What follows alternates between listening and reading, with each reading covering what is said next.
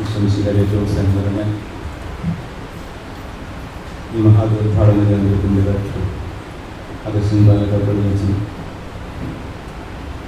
സഹകാർമ്മികരായ ബഹുമാനപ്പെട്ട വൈദികരെ, മറ്റ് ബഹുമാനപ്പെട്ട അച്ഛന്മാരെ, സന്യസ്തരെ, പ്രിയപ്പെട്ട സഹോദരി സഹോദരന്മാരെ, മക്കളെ, എത്രയോ ഭാഗ്യപ്പെട്ട ഒരു അവസരത്തിലൂടെയാണ് നമ്മളിപ്പോൾ കടന്നുപോയിക്കൊണ്ടിരിക്കുന്നത്. ചരിത്ര പ്രാധാന്യമേറിയ വിഖ്യാതമായ ഈ അൽഫോൻസ തീർത്ഥാടന കേന്ദ്രത്തിൽ വിശുദ്ധ അൽഫോൻസാമ്മയുടെ കബറിടത്തിനരികിൽ കർത്താവിൻ്റെ പരിശുദ്ധമായ ബലി അർപ്പിച്ചുകൊണ്ട് ദൈവത്തെ മഹത്വപ്പെടുത്തുന്ന തിരുനാൾ ദിനങ്ങളാണ് ഇവയെല്ലാം. ഞാൻ ആദ്യമേ തന്നെ ഈ വലിയ പുണ്യവതിയുടെ തിരുനാളിൻ്റെ എല്ലാവിധ മംഗളങ്ങളും വളരെ സ്നേഹത്തോടെ എല്ലാവർക്കും ആശംസിക്കുന്നു. ഭാരതത്തിൻ്റെ അഭിമാനമായ പ്രഥമ വിശുദ്ധ, നമ്മുടെ എല്ലാം സ്വകാര്യ ജീവിതത്തിൻ്റെ വലിയ സന്തോഷവും അഭിമാനവും കൂടിയാണ്. അൽഫോൻസാമ്മയുടെ മാധ്യസ്ഥ്യം തേടി എത്രയോ ലക്ഷോപലക്ഷം ആളുകളാണ് ഓരോ വർഷവും ഈ ദേവാലയത്തിലൂടെ വന്ന് കടന്നു പോകുന്നത്. അനുഗ്രഹത്തിൻ്റെ വലിയ ജലധാര ഒഴുകുന്ന ഒരു പുണ്യഭൂമിയാണ് ഭരണജ്ഞാനവും ഈ തീർത്ഥാടന കേന്ദ്രവും.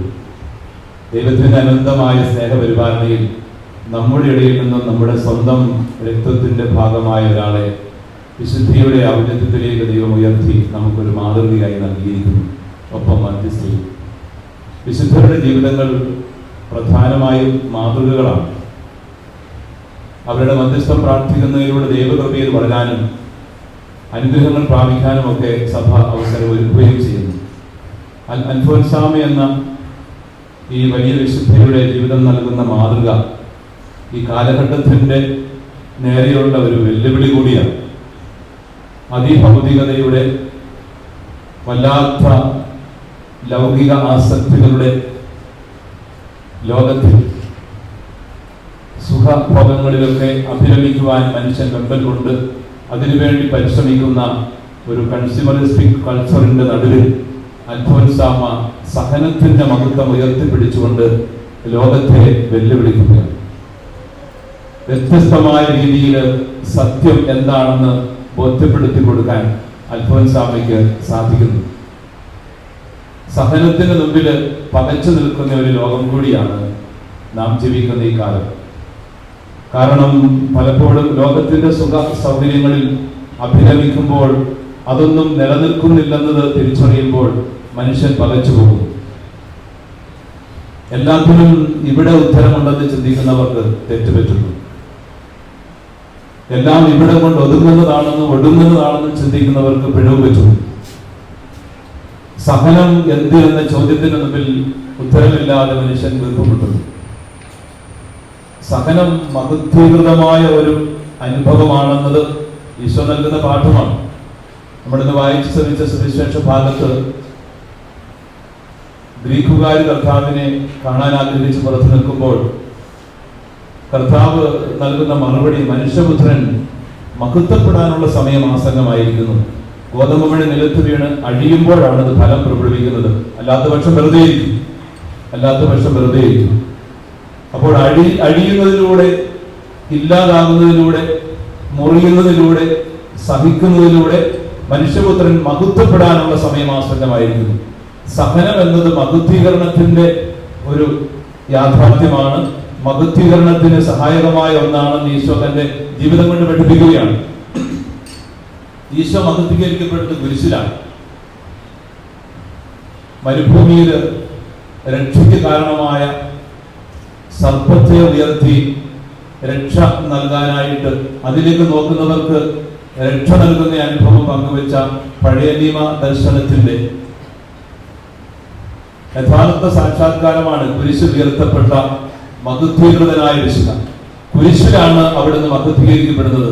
അതായത് സഹനത്തിന്റെ നിറവിൽ, അതിന്റെ പൂർണ്ണതയിലാണ് മഹത്വീകരണം യാഥാർത്ഥ്യമാകുന്നത്. അത് ലോകത്തിന്റെ ഭാഷയല്ല, ലോകത്തിന് മനസ്സിലാകുന്ന കാര്യവുമല്ല. ലോകം ഇന്നും അത് എങ്ങനെ തിരിച്ചറിയുന്നു എന്നറിയില്ലാതെ വല്ലാതെ പാടുപെടുന്നു. വിശ്വാസത്തിന്റെ കണ്ണിലൂടെ ക്രൈസ്തവ ദർശനത്തിന്റെ സൂക്ഷ്മമായ നിരീക്ഷണത്തിലൂടെ മാത്രമേ സഹനത്തിന്റെ ഉള്ള് തിരിച്ചറിയാൻ പറ്റൂ. ഒരുപക്ഷെ ക്രൈസ്തവ ദർശനം നൽകുന്ന ഏറ്റവും വലിയൊരു സംഭാവന കൂടിയാണ് ലോകത്തിന് ഈ ഉത്തരം. കാൽവരിയിലെ കുരിശില് മഹത്വീകരണം ഉണ്ടെന്നുള്ള ഉത്തരം, സഹനത്തിന് അത്ഭുതകരമായ ഒരു ഉത്തരമുണ്ടെന്നുള്ള സത്യം, അത് ക്രൈസ്തവ ദർശനം മാത്രമാണ് ഇത്രയും സമ്യക്കായിട്ടും ഇത്രയും പൂർണ്ണതയിലും നൽകുന്നത് എന്നൊരു സംശയം. എല്ലാ സഹനങ്ങളുടെയും ഉത്തരം കാൽവരിയിലുണ്ട്. അത് മഹത്വീകരിക്കപ്പെടുന്ന മിശിഹായുടെ ജീവിതത്തിലാണ്.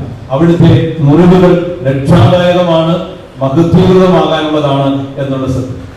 ഇത് തിരിച്ചറിഞ്ഞ അൽഫോൻസാമയുടെ ജീവിതമാണ് നമുക്ക് മാതൃകയാകുന്നത്. കർത്താവിന്റെ തിരുമുറിവിന്റെ സുവിശേഷം ജീവിച്ചവരാണ് അൽഫോൻസാമ. കർത്താവിന്റെ തിരുമുറിവിനെ സ്നേഹമെന്ന് വ്യാഖ്യാനം ചെയ്ത ആ പ്രകാശത്തിൽ ജീവിച്ചവരാണ് അൽഫോൻസാമ. കർത്താവിന്റെ തിരുമുറിവിന്റെ പ്രകാശത്തിൽ സ്വന്തം ജീവിതത്തിന്റെ സഹനങ്ങളെ വായിച്ചെടുത്തവളാണ് അൽഫോൻസാമ. കർത്താവിന്റെ തിരുമുറിവിന്റെ പ്രകാശത്തിൽ സ്വന്തം ജീവിതത്തെ രക്ഷാകരമായ വിധം വായിച്ചെടുത്തവളാണ് അൽഫോൻസാമ. ആ സ്നേഹത്തിന്റെ പ്രകാശത്തിലാണ് അവൾ വ്യാപരിച്ചത്. അത് ലോകത്തിന് നൽകുന്ന വലിയ ഒരു സന്ദേശമാണ്.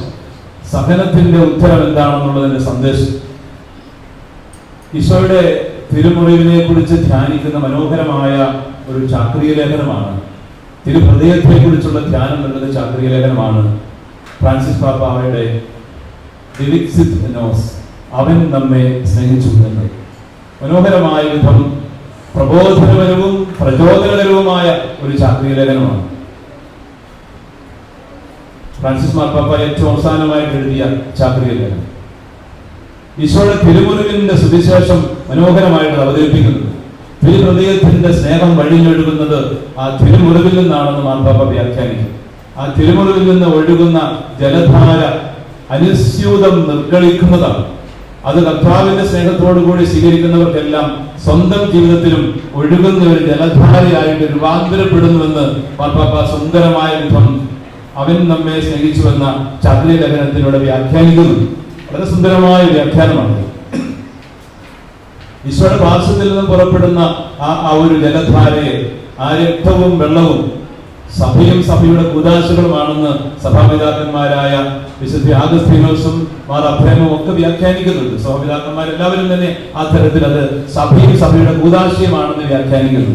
അതോടൊപ്പം തന്നെ അതിനോട് ചേർത്ത് ഈ പിതാക്കന്മാർ പറയുന്ന ഒരു കാര്യമാണ്, കൂദാശ എന്ന് മാത്രമല്ല, അത് ദൈവസ്നേഹത്തിന്റെ ഒരു അരുവിയാണ്.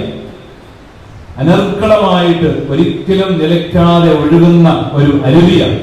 മാർ ആഗസ്തീനോസൊക്കെ മനോഹരമായിട്ട് ഈ അരുവിയെ കുറിച്ച് വ്യാഖ്യാനിക്കുന്നു. അപ്പൊ അങ്ങനെ ഒഴുകുന്ന ഈ അരുവി സ്വന്തം ജീവിതത്തിൽ ഏറ്റുവാങ്ങുക എന്നുള്ള ദൗത്യമാണ് നമുക്ക് ഓരോരുത്തർക്കും ഉള്ളത്. ദൈവസ്നേഹത്തിന്റെ നിലയ്ക്കാത്ത പ്രവാഹം ഈശോയുടെ തിരുഹൃദയത്തിൽ നിന്നാണ് പുറപ്പെടുന്നത്. യോഹന്നാന്റെ സുവിശേഷം 19-ാം അധ്യായം 34-ാമത്തെ വാക്യത്തിലാണ് അത് കിടക്കുന്നത്. പടയാളികൾ ഒരുവൻ അവന്റെ വിലാവിൽ കുന്തം കൊണ്ട് കുത്തിയപ്പോൾ അവിടെ നിന്നും ജലവും രക്തവും പുറപ്പെട്ടു എന്നുള്ള ആ തിരുവചന ഭാഗം, അത് ദൈവത്തിന്റെ അനന്തമായ സ്നേഹത്തിന്റെ ഏറ്റവും മനോഹരമായ പ്രകാശനമായിട്ട് അവസാനത്തുള്ളി രക്തം വരെയും ചിന്തി, അവസാനത്തെ തുള്ളി ജലവും മനുഷ്യകുലത്തിനു വേണ്ടി ഒഴുക്കി പിടഞ്ഞു മരിച്ച ആ ഒരു വലിയ രക്ഷാകരമായ സഹന സമർപ്പണം എന്ന ആ ഇതിഹാസത്തിന്റെ ആന്തരിക സത്തയാണ്. ആ മനോഹരമായ പ്രതിപാദനം നമ്മുടെ ഹൃദയത്തിൽ പതിയണം എന്ന് മാർപ്പാപ്പ നന്നായിട്ട് അവിടെ വിശദീകരിച്ച് വ്യാഖ്യാനിക്കുന്നു. അൽഫോൻസാമ ഈ മുറിവുകളെ കുറിച്ച് ധ്യാനിച്ചവളാണ്. ഈശോയുടെ തിരുമുറിവിന്റെ സ്നേഹവും ആ മഹത്വവും തിരിച്ചറിഞ്ഞ് സ്വന്തം ജീവിതത്തിലെ വേദനകളുടെ മുറിവുകളെയെല്ലാം ആ പ്രകാശത്തിൽ വ്യാഖ്യാനിച്ചവളാണ്. അവളുടെ ജീവിതത്തിൽ നിന്നും അതുപോലൊരു ജലധാര അങ്ങനെ ഒഴുകുകയുണ്ടായി. യോഹന്നാന്റെ സുവിശേഷത്തില് നമ്മൾ വായിക്കുന്ന ഒരു തിരുവചന ഭാഗമുണ്ടല്ലോ, തിരുനാളിന്റെ അവസാനത്തെ മഹാദിനത്തിൽ ഈശോ എഴുന്നേറ്റ് നിന്നോട് പറഞ്ഞു, ആർക്കെങ്കിലും ദാഹിക്കുന്നുണ്ടെങ്കിൽ അവൻ എന്റെ അടുക്കൽ വന്ന് കുടിക്കട്ടെ. തന്നിൽ വിശ്വസിക്കുന്നവന്റെ ഹൃദയത്തിൽ നിന്നും ജീവജലത്തിന്റെ അരുവികൾ ഒഴുകും. ജീവജലത്തിന്റെ അരുവികൾ ഒഴുകും. യോഹന്നാന്റെ സുവിശേഷം 12-ാം അധ്യായത്തിൽ മനോഹരമായിട്ടത് സുവിശേഷകൻ ആഖ്യാനം ചെയ്തു. അങ്ങനെ വിശ്വസിക്കുന്നവന്റെ ഹൃദയത്തിൽ നിന്നും സ്നേഹിക്കുന്നവന്റെ ഹൃദയത്തിൽ നിന്നും ഒഴുകുന്ന ആ അരുവി അതിന്റെ ശരിയായ അർത്ഥത്തിൽ നമ്മുടെയൊക്കെ ജീവിതത്തിലൂടെ ഒഴുകേണ്ടതാണെന്ന് അൽഫോൻസാമ സ്വന്തം ജീവിതം കൊണ്ട് കാണിച്ചു. ആ തിരുഹൃദയത്തിന്റെ സ്നേഹം ആവോളം അനുഭവിച്ച് ആ മുറിവിനെ കുറിച്ച് ധ്യാനിച്ച് ആ പ്രകാശത്തിൽ സ്വന്തം മുറിവുകളെ വ്യാഖ്യാനിച്ചെടുത്ത് ആ സ്നേഹം ഉള്ളിൽ ആവാഹിച്ചെടുത്തുകൊണ്ട് തന്റെ ജീവിതത്തിലൂടെ ഹൃദയത്തിൽ നിന്ന് ഒഴുകുന്ന ഒരു അരുവി ലോകത്തിന് സമ്മാനിക്കുന്ന വിശുദ്ധിയാണ് അൽഫോൻസാമ. ഈശോയുടെ തിരുഹൃദയത്തിന്റെ സ്നേഹം സ്വീകരിച്ചിട്ട് ആ ജലധാര, ആ കൃപയുടെ ജലധാര സ്വന്തം ജീവിതത്തിലൂടെ ഒഴുകുന്ന ഒരു അരുവിയാകി മാറ്റുവാൻ അൽഫോൻസാമയ്ക്ക് സാധിച്ചു. അൽഫോൻസാമയുടെ ജീവിതം അങ്ങനെ ഒഴുകുന്ന ഒരു അരുവിയാണ്. ദൈവകൃപയുടെ മനോഹരമായ ഒരു ജലധാരയായിട്ട് അനേകം ജീവിതങ്ങളിലേക്ക് അത് ഒഴുകുകയാണ്. സാന്ത്വനമായി, രോഗശാന്തിയായി, ആശ്വാസമായി, കൃപയുടെ നിറവായി, സ്നേഹമായി അങ്ങനെ ഒഴുകിക്കൊണ്ടേയിരിക്കും. അൽഫോൻസാമയുടെ അടുത്ത് വന്ന് പ്രാർത്ഥിക്കുന്നവർക്കെല്ലാം ആ കൃപയുടെ ജലധാരയുടെ ഒഴുക്ക് അനുഭവിക്കാൻ പറ്റും. ആ സാന്ത്വന സ്പർശം വേണ്ടുവോളം സ്വീകരിക്കാൻ പറ്റും. അൽഫോൻസാമയെ നോക്കി നമ്മൾ പഠിക്കുമ്പോൾ കർത്താവിന്റെ ഈ സ്നേഹം നമ്മുടെ ജീവിതത്തിലും നിറയണം. അതിൽ വിശ്വസിക്കുന്നവരുടെ ഹൃദയത്തിൽ നിന്നും ഈ അരുവി ഒഴുകുമെന്ന് പറയുന്നത് കർത്താവ് പരിശുദ്ധാത്മാവിനെ കുറിച്ചാണ് സംസാരിക്കുന്നത് എന്ന് തിരുവചനം പറയും. അവന്റെ മഹത്വീകരണത്തിലൂടെ നൽകപ്പെടുന്ന പരിശുദ്ധാത്മാവാണ് ഈ അരുവിയായിട്ട് നമ്മുടെ ജീവിതത്തിൽ പ്രവർത്തിക്കുന്നത്. യോഹന്നാന്റെ സുവിശേഷ പ്രകാരം ഈശോയുടെ മരണസമയത്ത് തന്നെ അവന്റെ മഹത്വീകരണം യാഥാർത്ഥ്യമായി. ആത്മാവിന്റെ അഭിഷേകം അവിടെ സഭയ്ക്ക് നൽകപ്പെട്ടു. ആ കുരിശിൻ ചുവട്ടിൽ പരിശുദ്ധ അമ്മ സഭയെ പ്രതിനിധാനം ചെയ്തുകൊണ്ട് നമ്മളെ ഓരോരുത്തരെയും പ്രതിനിധാനം ചെയ്തുകൊണ്ട് അമ്മയുടെ മകനായ, സഭയുടെ മകനായ, അല്ലെങ്കിൽ സഭയെ മുഴുവൻ പ്രതിനിധാനം ചെയ്യുന്ന യോഹന്നാൻ ശ്ലീഹ അവിടെയുണ്ട്. അപ്പൊ സഭയ്ക്ക് പരിശുദ്ധാത്മാവിനെ നൽകിക്കൊണ്ടാണ് കർത്താവ് തന്റെ ദൗത്യം പൂർത്തിയാക്കുന്നത്. സഭയ്ക്ക് പരിശുദ്ധാത്മാവിനെ നൽകിക്കൊണ്ട് എല്ലാം പൂർത്തിയായിരിക്കുന്നു എന്ന് പറഞ്ഞവൻ ശിരസ് ചായിച്ചുകൊണ്ട് പിതാവിന്റെ പക്കലേക്ക് കടന്നു പോവുകയാണ്. അപ്പോൾ അങ്ങനെ ആ മഹത്വീകരണത്തിലൂടെ നൽകപ്പെട്ട പരിശുദ്ധാത്മാവാണ് നമ്മുടെ എല്ലാം ജീവിതത്തിലേക്ക് ചൊരിയപ്പെടുന്ന അരുവിയായിട്ടും ജലധാരയായിട്ടും മാറുന്നത്. അത് കർത്താവിന്റെ വലിയ സ്നേഹത്തിൽ അമഗ്നമായി അവിടുന്ന് പൂർണ്ണമായ വിശ്വാസം അർപ്പിക്കുന്നവർക്കാണ് ആ ഒരു കൃപയുടെ അനുഭവം, ആ ജലധാര ഉൾക്കൊള്ളാൻ പറ്റുക. അത് ഏറ്റവും നന്നായിട്ട് ഉൾക്കൊണ്ട ഒരു വ്യക്തിയാണ് അൽഫോൻസാമ. വലിയ ബുദ്ധിമാനായ സഭാപിതാവായ ക്രിസോസ്റ്റോമിന്റെ ഒക്കെ വാക്കുകളില് കർത്താവിന്റെ സഹിക്കുന്നവൻ കർത്താവിന്റെ സഹനത്തിൽ പങ്കുചേർന്നുകൊണ്ട് ഭാഗ്യപ്പെട്ടവനായി മാറുന്നു. അവന്റെ ജീവിതത്തോട് സഹനം നമ്മെ താതാത്മ്യപ്പെടുത്തുന്നു എന്നൊക്കെ നിരീക്ഷിക്കുന്നു. സഹനത്തിലൂടെ നമ്മൾ വിശുദ്ധയുടെ ജീവിതത്തോട് താതാത്മ്യപ്പെടുകയാണ്. കർത്താവിന്റെ ജീവിതത്തിന്റെ കൃപകളോട് നമ്മളെ തന്നെ ഉൾച്ചേർക്കുകയാണ്. അപ്പൊ സഹനം ഒരു പാഴായി പോകുന്ന ഒരു നിഷേധാത്മകമായ ഒരു യാഥാർത്ഥ്യമല്ല, മറിച്ച് സഹനം എന്നത് നമ്മുടെ ജീവിതത്തിലെ വലിയൊരു അനുഗ്രഹീതമായ മഹത്വീകൃതമായ അനുഭവമായിട്ടും കൃപയിലേക്ക് നമ്മെ വളർത്തുന്ന വഴിയായിട്ടും മാറേണ്ടതാണ് എന്നാണ് അൽഫോൻസാമ നമ്മളെ പഠിപ്പിക്കുന്നത്. സഹനങ്ങളില്ലാത്ത മനുഷ്യ ജീവിതമില്ല. ഈ ഭൂമിയിൽ പിറന്നു വീഴുന്ന എല്ലാ മനുഷ്യർക്കും ഏതെങ്കിലും തരത്തിലുള്ള സഹനങ്ങളുണ്ട്. ആ സഹനങ്ങളെ എങ്ങനെ സമീപിക്കുന്നു എന്നതിനെ ആശ്രയിച്ചാണ് അത് നന്മയോ തിന്മയോ അല്ലെങ്കിൽ അത് നിസ്സംഗമായിട്ടോ ഒക്കെ കടന്നു പോകുന്നത്. സഹനങ്ങളെ നമ്മൾ പാഴാക്കി കളയാൻ എളുപ്പമാണ്. സഹനങ്ങളെ കുറിച്ച് പരിഭവിച്ചുകൊണ്ടും പരാതിപ്പെട്ടുകൊണ്ടും പഴിച്ചുകൊണ്ടും നമ്മൾ മുൻപോട്ട് പോയാൽ സഹനങ്ങളെല്ലാം പാഴായി പോകും. സഹനങ്ങൾ നമ്മൾ സഹിക്കുകയും വേണം, അതെല്ലാം പാഴായി പോവുകയും ചെയ്യും. സഹനങ്ങളൊക്കെ ജീവിതത്തിന്റെ വിശുദ്ധീകരണത്തിനുള്ള ഉപാധികളാണെന്നും അത് കർത്താവിലേക്ക് രൂപാന്തരപ്പെടുവാനും അവനോട് അനുരൂപപ്പെടുവാനുമുള്ള അവസരങ്ങളാണെന്നും കണ്ടുകൊണ്ട് മിശിഹായുടെ തിരുമുറിവിന്റെ സ്നേഹത്തിൽ ചേർന്ന് നിന്നുകൊണ്ട് അൽഫോൻസാമയെ പോലെ ആ സഹനങ്ങൾ സ്വീകരിക്കുമ്പോൾ സഹനങ്ങളെല്ലാം രക്ഷാകരമാകും. സഹനങ്ങളൊക്കെ കൃപയുടെ അനുഭവത്തിൽ നിറയുന്നതായി മാറും. അതിലൂടെ നമ്മുടെ ജീവിതവും പരിശുദ്ധാത്മാവിന്റെ കൃപയിൽ നിറഞ്ഞുകൊണ്ട് അനേകർക്ക് അനുഗ്രഹമായി മാറും. അതാണ് അൽഫോൻസാമ നൽകുന്ന ഏറ്റവും നല്ല പാഠം. അൽഫോൻസാമ നൽകുന്ന സന്ദേശം അതാണ്. നമുക്കിത് പറയാൻ എളുപ്പമാണ്. പക്ഷെ സഹനങ്ങൾ നമ്മൾ നേരിടേണ്ടി വരുമ്പോൾ ഈ ഒരു ദർശനം പലപ്പോഴും നമുക്ക് കൈമോശം വരാനിടയുണ്ട്. നമ്മളെല്ലാം ആഗ്രഹിക്കുന്നത് എപ്പോഴും സുഖവും സൗകര്യങ്ങളും ലോകത്തിൻ്റെതായിട്ടുള്ള താല്പര്യങ്ങളും ഒക്കെയാണ് സ്വാഭാവികമായിട്ടും. പക്ഷേ പാപമല്ലാത്ത സുഖ സൗകര്യങ്ങളൊക്കെ നമുക്ക് അനുഭവിക്കാമെങ്കിലും ആ സൗകര്യങ്ങളുടെ നടുവിലും സഹനങ്ങൾ നമ്മളെ തേടി വരുമെന്നത് മറക്കരുത്. നമ്മളുടെ പാപങ്ങൾക്ക് പരിഹാരം ചെയ്യുവാൻ സഹനങ്ങൾ നമ്മൾ തിരഞ്ഞെടുക്കുന്നു എന്നുള്ളത് എത്രയോ ഭാഗ്യപ്പെട്ടതാണ്. അൽഫോൻസാമ സ്വന്തം ജീവിതത്തിലെ പാപങ്ങൾക്ക് പരിഹാരം എന്നതിനേക്കാളും ഉപരി മറ്റുള്ളവർക്ക് വേണ്ടി കൂടി ആ സഹനങ്ങൾ ഏറ്റെടുത്തു, ആ സഹനങ്ങൾ കാഴ്ചവെച്ചു.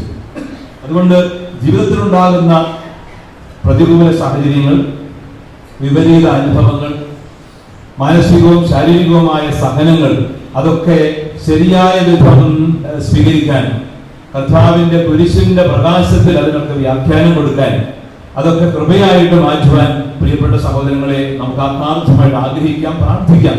അതിനുവേണ്ടി നമ്മൾ അൽഫോൻസാമ്മയുടെ മാധ്യസ്ഥം തേടണം. നമ്മുടെ ലൗകികമായ പല കാര്യങ്ങൾക്കും വേണ്ടി അൽഫോൻസാമ്മയോട് പ്രാർത്ഥിക്കുന്നുണ്ട്, അതിനൊന്നും കുഴപ്പമില്ല.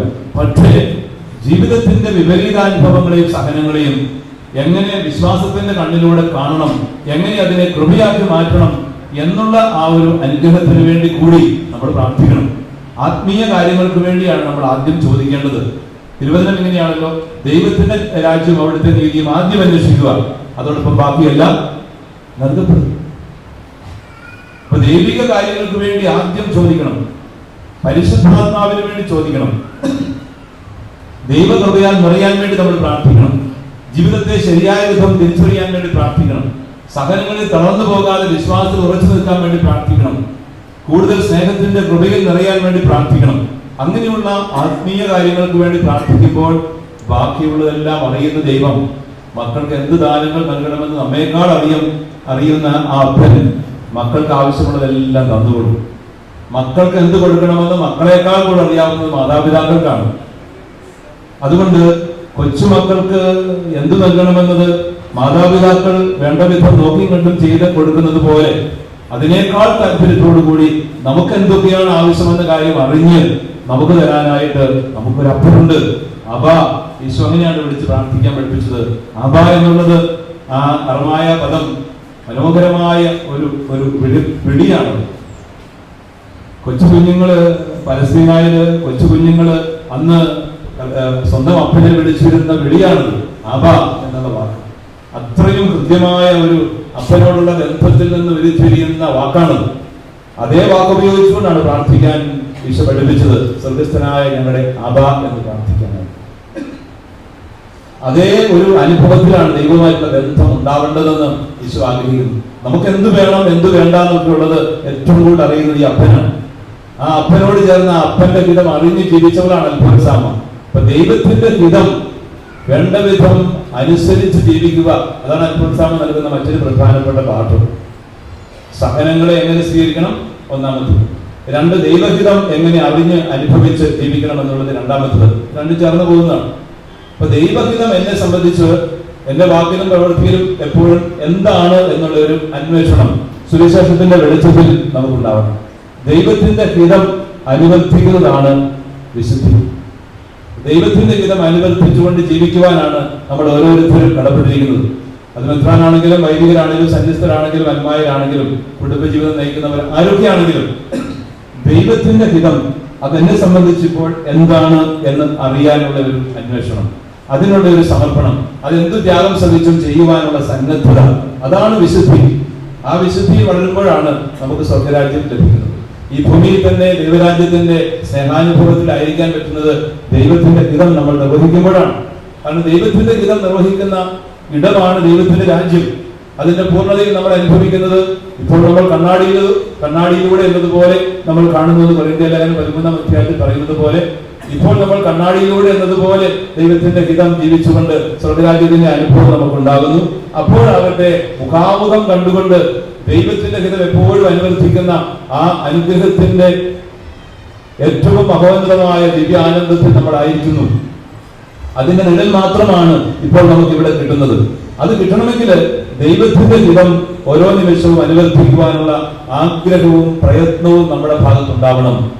നമ്മൾ ജീവിക്കുന്ന ഓരോ നിമിഷത്തിലും എന്തെല്ലാം കാര്യങ്ങൾ നമ്മൾ ചെയ്യുന്നത് അതൊക്കെ ദൈവം ആഗ്രഹിക്കുന്നതാണോ, ദൈവം ആഗ്രഹിക്കുന്നത് പോലെയാണോ എന്നൊക്കെ നമ്മൾ ചോദിച്ചുകൊണ്ട് സുവിശേഷത്തിന്റെ വെളിച്ചത്തിൽ അത് ജീവിക്കാൻ പറ്റണം. അതായിരിക്കട്ടെ അൽഫോൻസാമ്മ നൽകുന്ന രണ്ടാമത്തെ പ്രധാനപ്പെട്ട സന്ദേശം. അതുകൊണ്ട് ഈ കാലത്ത് അൽഫോൻസാമ്മ നമുക്ക് നൽകുന്ന രക്ഷാകരമായ സന്ദേശങ്ങൾ സ്വീകരിച്ചുകൊണ്ട് വിശുദ്ധിയിൽ ജീവിക്കുവാൻ, കൃപയുടെ ജലധാരയായി മാറുവാൻ, സഹനങ്ങളിൽ ഇടറിപ്പോകാതെ അതെല്ലാം അനുഗ്രഹമാക്കി മാറ്റുവാൻ നമുക്ക് ആത്മാർത്ഥമായിട്ട് ശ്രമിക്കാം. ദൈവത്തിന്റെ വലിയ കൃപ ധാരാളമായിട്ട് ഉണ്ടാവട്ടെ. ദൈവകൃപയ്ക്ക് നന്ദി പറഞ്ഞുകൊണ്ട് തീഷ്ണതയോടെ നമ്മളെ തന്നെ സമർപ്പിച്ചുകൊണ്ട് അൽഫോൻസാമ്മയോടും യാക്കോബ് ശ്ലീഹായോടും സ്വർഗ്ഗവാസികളോടും വിശുദ്ധരോടും എല്ലാം ചേർന്നുകൊണ്ട് ഭക്തിയോടും ശ്രദ്ധയോടും വിശുദ്ധിയോടും കൂടി ഈ പരിശുദ്ധ കുർബാന നമുക്ക് തുടർന്ന് അർപ്പിക്കാം.